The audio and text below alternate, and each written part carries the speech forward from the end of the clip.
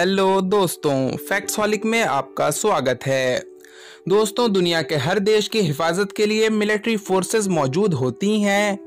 Army ही एक ऐसा department है जिसकी वजह से कोई भी देश दुश्मन का मुकाबला कर सकता है। ज़्यादातर देशों का डिफेंस सिस्टम बहुत ही मजबूत होता है, लेकिन कुछ देश ऐसे हैं जिनकी मिलिट्री किसी भी काम की नहीं है। आज की इस वीडियो में मैं आपको दुनिया के सबसे कमज़ोर मिलिट्री फोर्सेस के बारे में बताने जा रहा हूं। तो चलिए शुरू करते हैं।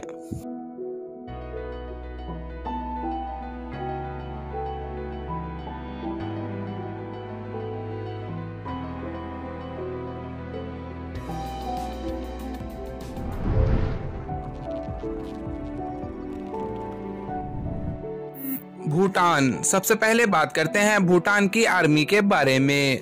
दोस्तों, किंगडम ऑफ भूटान एक साउथ ईस्ट एशियन देश है। यह देश अपने कानून और रिवायतों के लिए बहुत मशहूर है। ज्योग्राफी के हिसाब से ये बहुत ही खूबसूरत देश है। चारों तरफ से पहाड़ों से घिरा हुआ है। इस समय ग्लोबल आर्मी रैंकिंग के हिसाब से भूटान सबसे कमजोर देशों में से एक है।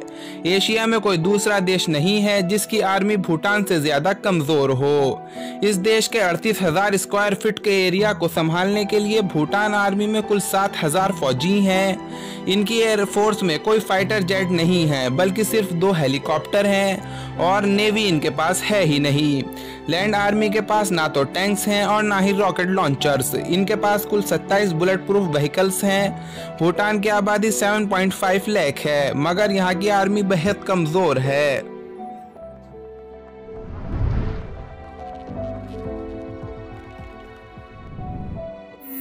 सोमालिया। अब बात करते हैं सोमालिया की आर्मी के बारे में। दोस्तों, आपने कम से कम एक बार तो सोमालिया का नाम जरूर सुना होगा। यह एक अफ्रीकन देश है जो कि 1960 में आज़ाद हुआ था। सोमालिया की आबादी 1.5 करोड़ से ज्यादा है। इस देश का टोटल एरिया 6,37,000 मुरब्बा मील से ज्यादा है। इसके बावजूद सोमालियन आर्मी में कुल 20,000 एक्टिव फौजी हैं। सोमालियन पायरेट्स इसकी आर्मी से ज्यादा खतरनाक हैं। एक बड़ा समुद्री इलाका होने के बावजूद इनके पास 2012 तक नेवी नहीं थी। सोमालियन एयरफोर्स में ना तो फाइटर जेट हैं और ना ही अटैकिंग हेलीकॉप्टर। लैंड आर्मी में इनके पास कुल 10 टैंक, 10 रॉकेट लॉन्चर और 30 ऑल्ट्री वेपन्स हैं।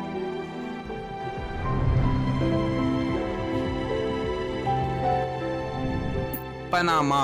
तो दोस्तों, अब बात करते हैं पनामियन आर्मी के बारे में। रिपब्लिक ऑफ पनामा एक अमेरिकन देश है। समुद्र के लिहाज से ये दुनिया में बहुत ज्यादा अहमियत रखता है, क्योंकि पनामा कैनल अटलांटिक ओशियन और पैसिफिक ओशियन को आपस में मिलाती है और यह एक जबरदस्त तिजारती रास्ता है। यहाँ की आबादी 4 मिलियन लोग हैं। पनामा की आर्मी हद से ज्यादा कमजोर है। इनकी आर्मी में कुल 10,000 एक्टिव फौजी हैं और यह सोल्जर ही लैंड, जमीन और हवा, समुद्री किनारा सबकी हिफाजत करते हैं। पनामा एयरफोर्स में 13 हेलीकॉप्टर और 11 प्लेन हैं। इनके पास कोई फाइटर जेट नहीं है। इनकी लैंड आर्मी में भी कोई टैंक तक नहीं है। इनके पास कुल 65 बुलेट प्रूफ गाड़ियां हैं।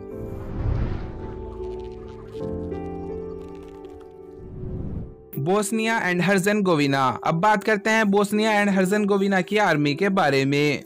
दोस्तों, इस देश का नाम सुनकर ऐसा लग रहा होगा जैसे यह 2 देश हैं, लेकिन यह एक ही देश है जो कि यूरोप में है। बोस्निया 1992 में आज़ाद हुआ था। आपको जानकर हैरानी होगी, 2005 से पहले इनके पास मिलिट्री ही नहीं थी। बोस्निया की आबादी 3.3 मिलियन है और इनकी आर्मी में कुल 10,500 एक्टिव फौजी हैं। इसका मतलब यह लोग किसी भी बाहरी ताकत से लड़ने की ताकत नहीं रखते।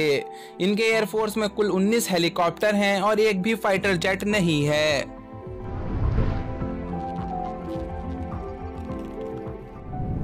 North Macedonia.